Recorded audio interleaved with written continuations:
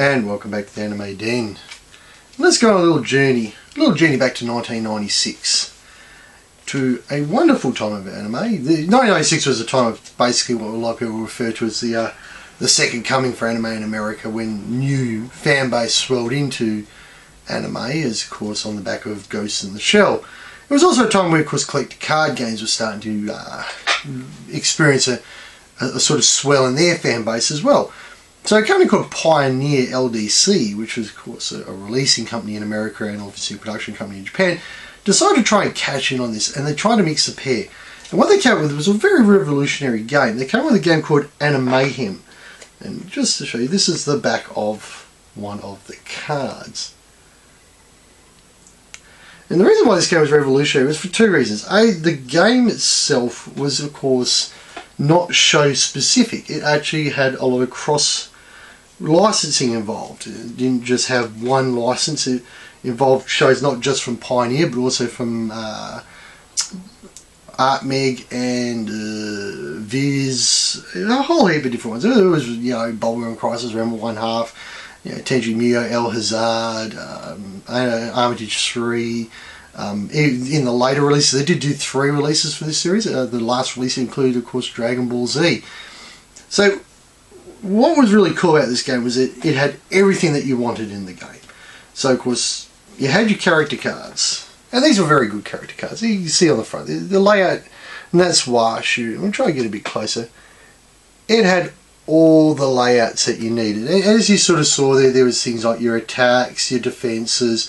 One of the things you'll notice there, which is a little bit different from some games, that little kiss there is, of course, once it focuses, that little lipsticks there is, of course, the charm.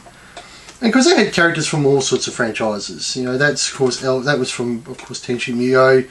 There's Leon from, of course, Bubblegum Crisis. There's, of course, Janai from El Hazard.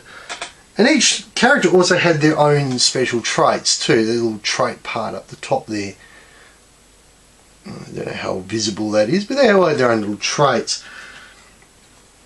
Now, to help accompany them, they had, of course, accessory cards. And these accessory cards came in 3 different types. So you had like these ones, and you'll see at the top in the little sphere is how they define them. So that's the clothing card. So they could change their clothing as they went. And obviously there was different armors. So there was things like, of course, in this case, it's the Jirai battle armor, wedding jewels. And of course these costumes added various effects to them. And then there was, of course, things like character upgrade cards. So these weren't playable characters, these were characters that could just add attributes to existing characters or existing equipment, which of course is where this comes in. These are the item cards, or part of the item cards, and these are actually vehicle cards or weapons cards. And so you can see on the front that's a Desert Skimmer from El Hazard, hand computer from, of course, Bubblegum Crisis.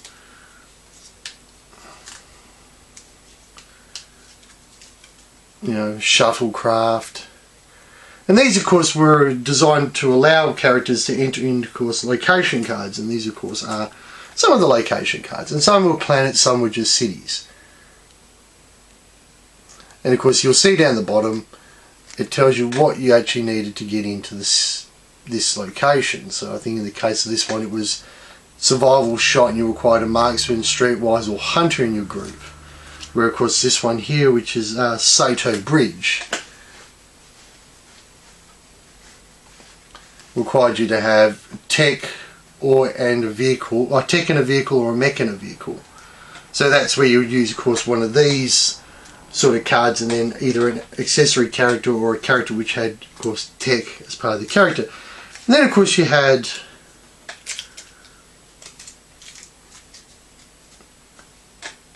your upgrade for your combat cards. And these are all part of your accessory cards.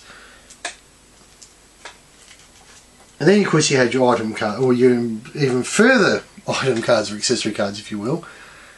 I think these were actually item cards. So the rest were accessory cards. These are actually item cards. And these, of course, were just add-on pieces. So these were generally used throughout the game as winnable cards, cards that you could actually win whilst playing.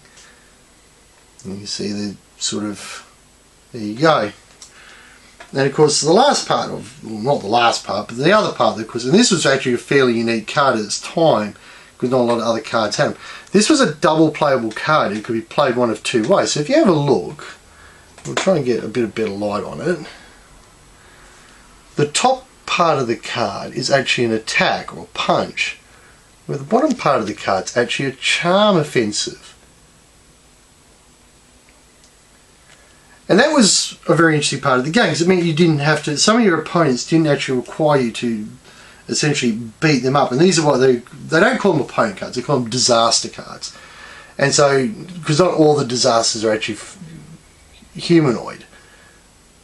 So most of them were just evil characters from, of course, or what you class to be evil characters or from various shows. So you see that's, of course, from Tenchi Muyo, it's a transformation form or mass humanoid transformation form.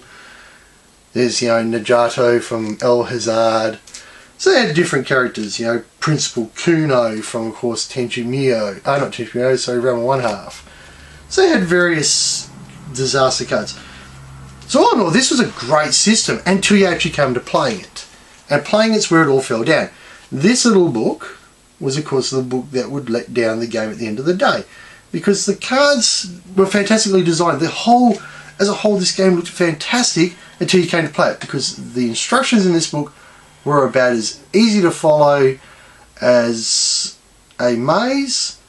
And once you did get the hang of it, the game was like cardboard. It was just so mind-numbingly boring to play. Because the idea behind it was that you would, of course, take your deck, you'd shuffle your deck, you'd split sort of your playable deck and your table deck apart. Your table deck you'd then set up with a location card on top, and then you'd have items, disasters and so forth underneath. You'd then take a token and you'd play across these, and of course as you needed to you would draw cards out of your deck to help support you in your quest to beat the game. And you could play it as solitaire, you could play it with another player, and that's where it became really boring, because essentially it was just it was a mind hunting game. This is the sort of game that probably would have been better as an RPG, as a tabletop RPG. You know, with miniatures and actual field of battle where you could actually just, you know, play out with miniatures. But they did it as a collectible card game, and within 4 years of its release, it fell to pieces. You know, the original release was 1996.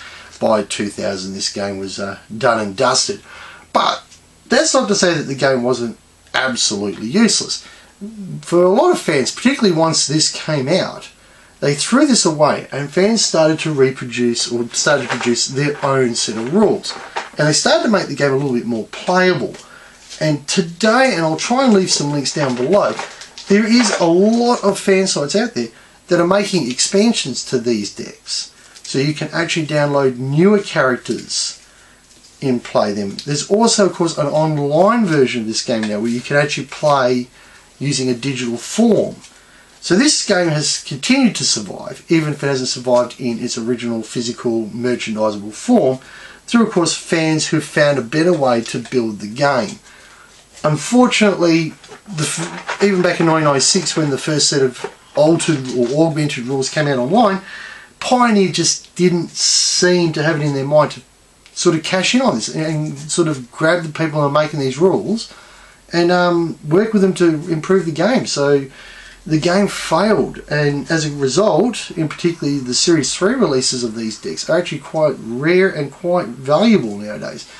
Series 3 had the Dragon Ball Zs, and they're probably the most highly sought after cards in the deck, and a single card can now fetch as much as $15 or $16. So for a defunct card game that no one really ever played, that's actually not bad value. So thank you very much for watching, and we'll see you next time.